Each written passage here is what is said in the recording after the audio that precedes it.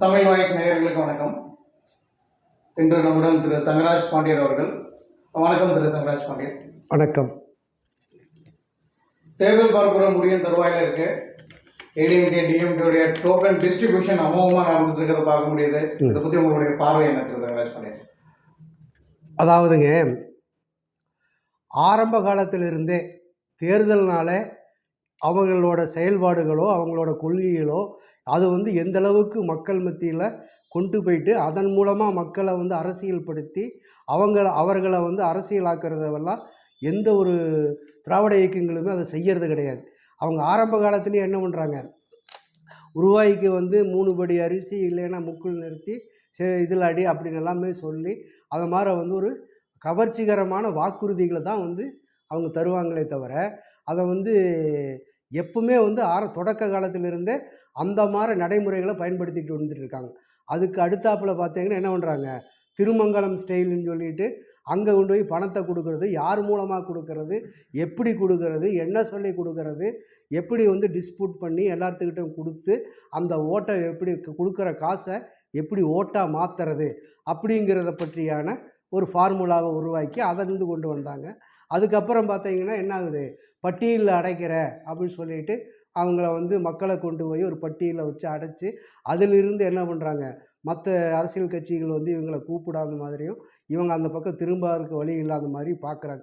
அது ஃபெயிலியர் ஆகுது. இன்றைக்கி இருக்கிற வலைதளங்கள்லையோ டிவி மூலமாகவோ இவங்களை அந்த மாதிரி அடைச்சி இவங்களை செய்ய முடியாது அப்படிங்கிற விஷயங்களை என்ன ஆகிடுது, இவங்களுக்கு அது ஃபெயிலியர் ஆகுது. அதுக்கு அடுத்தது என்ன பண்ணுறாங்க, அதுக்கு முன்னாலேயே என்ன பண்ணுறாங்க, டிவி கொடுக்குறாங்க, லேப்டாப் கொடுக்குறாங்க. டிவியை கொடுக்கறது மூலமாக என்ன பண்ணுறாங்க, அந்த டிவியை எந்த கம்பெனிக்கு கொடுக்கறது, எங்கிருந்து வாங்கிறது. இப்போ ஓட்டு வாங்குறதுக்கு உங்களுக்கு இலவசம் டிவி தர்றேன் அப்படின்னு சொன்னாலே என்ன அர்த்தம், அந்த டிவி மூலமாகவே அவங்களுக்கு ஒரு வருமானம் வர்றது. மக்களுக்கு டிவி வர்றது மாதிரி இருக்கும். ஆனால் அதே சமயத்தில் ஒட்டுமொத்தமாக தமிழ்நாடு முழுக்க அந்த டிவியை சப்ளை பண்ணும்போது அதன் மூலமாக ஒரு கம்பெனியை உருவாக்கி அந்த கம்பெனியிலேருந்து அதுக்கான லாபம் அந்த கட்சிகளுக்கு போகிற மாதிரியான ஒரு வழிமுறைகளை உருவாக்குறாங்க. இப்போ அதை தாண்டி இப்போ என்ன பண்ணுறாங்க, டோக்கன் சிஸ்டம் கொடுக்குறாங்க. அப்போது இந்த டோக்கன் 10,000 ரூபாய்க்கு டோக்கன் கொடுக்குறாங்க, 8,000 ரூபாய்க்கும் டோக்கன் கொடுக்குறாங்க. இந்த டோக்கனை ஜெயிச்சதுக்கு அப்புறம் அதை போய் செலுத்திக்கிறலான்னு சொல்கிறாங்க. அப்போ அதை போய் செலுத்திக்கலான்னு சொல்லும்போது அதை எந்த கடையில், எந்த கம்பெனியில், எந்த நிறுவனத்தில் அந்த டோக்கனை கொடுத்து இவங்க பொருள் வாங்கிக்கிறது அப்படிங்கும்போது இன்றைக்கி 1.5 கோடி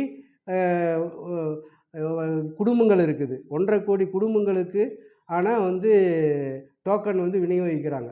அப்படிங்கும்போது இது எத்தனாயிரம் கோடி, எத்தனை லட்சம் கோடி இதுக்கான வருமானம், இதுக்கான ஒரு கம்பெனியை எத்தனை கம்பெனி உருவாக்குறாங்க, அந்த கம்பெனியின் மூலமாக இந்த பணத்தை யூட்டிலைஸ் பண்ணிக்கலாம் அப்படின்னு சொல்லிட்டு திரும்பவும் தமிழ்நாட்டுக்கு கடனை வாங்கி அந்த கம்பெனிகளை நடத்தலாம் அப்படிங்கிறது தான் இவங்களோட உள்நோக்கம். இப்போ என்னன்னு பார்த்தீங்கன்னா, ஏற்கனவே 5 வருஷம் கொள்ளையடித்து இப்போ பார்த்தீங்கன்னா ஒரு 1000 கோடி, 5000 கோடி, 10,000 கோடி, லட்சம் கோடிக்கு மேலே காசு வச்சிட்டா கூட அந்த காசை எடுத்து இப்போ செலவு பண்ணாமல், ஏன்னா அவங்களுக்கு நம்பிக்கை, சப்போஸ் நம்ம ஜெயிக்கலைனாலும் இந்த செலவு காசு வேஸ்ட் ஆகிடும் அப்படிங்கிறனால இப்போ அவங்க என்ன பண்ணுறாங்க, டோக்கனாக கொடுத்துட்றாங்க. அந்த டோக்கனை வாங்கிறதுக்கு அந்த டோக்கன் மூலமாக அரசாங்க பணத்தை அந்த கம்பெனிகளுக்கோ அந்த நிறுவனங்களுக்கோ அந்த கடைகளுக்கோ அனுப்பிச்சு திரும்பவும் என்ன பண்ணுறாங்க, அந்த பணத்தை பயன்படுத்திக்கிறாங்க. இவங்க ஜெயிக்கிறதுக்கும் கூட இன்றைக்கி என்ன பண்ணுறாங்க, அவங்க சொந்த காசை கொடுக்காம இவங்க என்ன பண்ணுறாங்க, அந்த அரசு பணத்திலேயே செலவழித்து, அரசு பணத்திலேயே விளம்பரப்படுத்தி, அரசு பணத்திலேயே என்ன பண்ணுறாங்க, இவங்களை தன்னையை நிலைநிறுத்திக்கிறதும், அவங்களோட அரசியல் அதிகாரத்தை கைப்பற்றுறதும், இதெல்லாமே என்னவாகுது, அரசு பணத்திலேயே இதெல்லாமே செய்கிற மாதிரியான ஒரு போக்குங்கிறத தொடர்ந்து தமிழ்நாட்டில் திராவிட இயக்கங்கள் இது செஞ்சுக்கிட்டே இருக்குது. இப்படிப்பட்ட ஒரு போக்கு தமிழ்நாட்டில் இது மற்ற எந்த மாநிலங்களில் இல்லாத விட தமிழ்நாட்டில் மட்டும்தான் இந்த மாதிரி வாக்குக்கு பணம் கொடுக்கறது, எந்த கொள்கையுமே இல்லாமல், எந்த ஒரு தொலைநோக்கு பார்வையும் இல்லாமல் மக்களை இந்த மாதிரி காசு கொடுக்குறான் அப்படிங்கிற அடிப்படையிலேயே வச்சிட்டு இருக்கிறது தான் திராவிட இயக்கங்களோட நோக்கமாக இருக்குது. அதைத்தான் இன்றைக்கி வரைக்கும் நடைமுறைப்படுத்திக்கிட்டு இருக்காங்க. அவ்வளோதான் இதில் இருக்கிற விஷயமே. அப்படி 2026 தேர்தலில் வெவ்வேறு சமூகங்களுடைய களம் எப்படி இருக்குன்னு பார்க்க முடியும். 2026 தேர்தலில் ஒவ்வொரு சமூகங்களோட களம் பொறுத்த வரைக்கும், அதாவது வந்து அவங்கள பொறுத்த வரைக்கும் அரசியல் அதிகாரத்துக்காகவும் அரசியலோட கட்டமைப்பை வந்து அவங்க கட்சியை வலுப்படுத்துறதுக்காகவும் பார்க்குறாங்க ஒவ்வொரு சமூகமும். ஆனால் தேவேந்திர குல வேளாளர் சமூகத்தை பொறுத்த வரைக்கும், புதிய தமிழகம் பொறுத்த வரைக்கும் தன்னோட இருப்பை நிலைநிறுத்துறதாகவும் தன்மானத்துக்கான ஒரு தேர்தலாகவும் இது மாறி இருக்கு. இவங்களை பொறுத்த வரைக்கும் 61 தொகுதிகளில் தனிச்சே வந்து தேவேந்திர குல வேளாளர் மக்களை பொறுத்த வரைக்கும் களங்காண்றாங்க.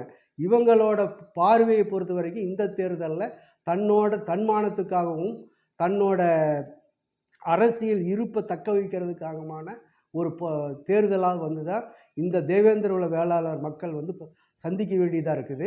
இந்த தேர்தல் மூலமாக இவர்களோட ஒற்றுமையும் இவர்களோட பலமும் இவர்களோட பார்வையும் பட்டியல் வெளியேற்றம் அடுத்த கட்டத்துக்கு நகர்றதுக்கான அனைத்து வாய்ப்புகளுமே வந்து இந்த தேர்தல் வந்து இவங்களுக்கு ஒரு வழிகாட்டுதலாக அமையும்.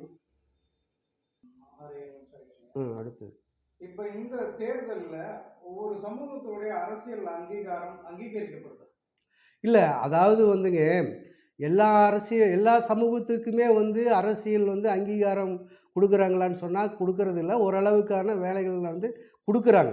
இப்போது அந்தந்த சமூகத்துக்கு 10 சீட்டு 15 சீட்டு அதுக்கு தகுந்த மாதிரி வந்து 7 சீட்டு 5 சீட்டுன்னு கொடுக்குறாங்க. ஆனால் தேவேந்திர குல வேளாளர்களுக்கான அரசியல் அங்கீகாரத்துக்கான சீட்டு வந்தோ அதுக்கான தொகுதிகள் வந்தோ ஒதுக்கப்படுறதில்லை. ஏன்னு சொன்னால் மற்ற சமூகங்களை பொறுத்த வரைக்கும் இவங்களால் வந்து ஹேண்டில் பண்ணுறதோ இல்லை இவங்க இயக்கிறதுக்கான வாய்ப்புகள் இருக்குது.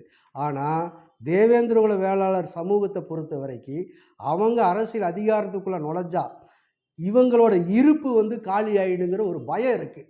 அந்த ஏன்னு கேட்டிங்கன்னா இவங்க வந்து ஒரு அறம் சார்ந்தோ இல்லை வந்து ஒரு தேவேந்திர குல வேளாளர் பொறுத்த வரைக்கும் ஒரு அரசியல் அதிகாரத்துக்குள்ளே நுழைஞ்சா ஏற்கனவே இருக்கக்கூடிய அரசியல் அதிகாரத்தில் இருக்கிறவங்களுக்கான இருப்பு ஒரு கேள்விக்குறியாக இருக்குதுன்னு சொல்லிட்டு ஒரு பயத்தினால தான் வந்து இந்த சமூகத்துக்கான பிரதிநிதித்துவம் வந்து 2 இயக்கங்களுமே வந்து மறுக்கப்படுறாங்கிறதா தெரியுது. நன்றி திரு. வணக்கம்.